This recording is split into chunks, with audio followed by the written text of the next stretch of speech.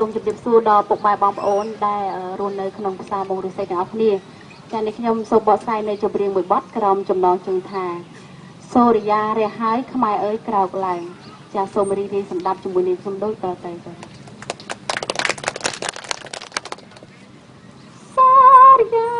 រះហើយខ្មែរអើយក្រោ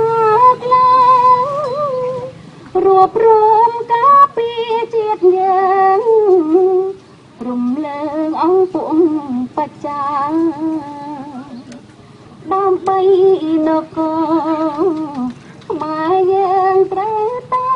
បដិញ្ញាប្រើសិទ្ធិសង្គ្រោះខែមរាពីជនផ្ដាច់តលំជាតិឈប់ជឿ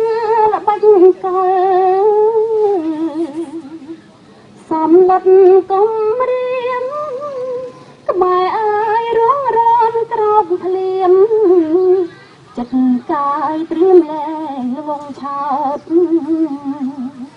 ជ្រះអ្នកដឹកនាំបញ្ញាវៃឆ្លាតមកមុតសង្គ្រោះជាតិខ្មែរអើយរួចផុតពីកំងប៉ុនប៉ងពីធាកម្លាំងសាមគ្គីខ្មែរពិត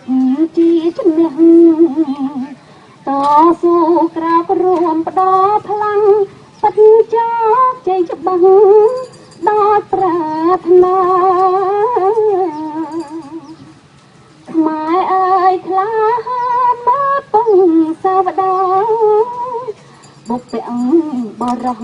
ប្រយុទ្ធអត់រីព្រោះការពារជាតិព្រះអាទិត្យរៀងថ្មីលើដៃសវណ្ណភូមិខាមរារងរឿងអត់ដំកុំស្កាងដូចអង្គល្បី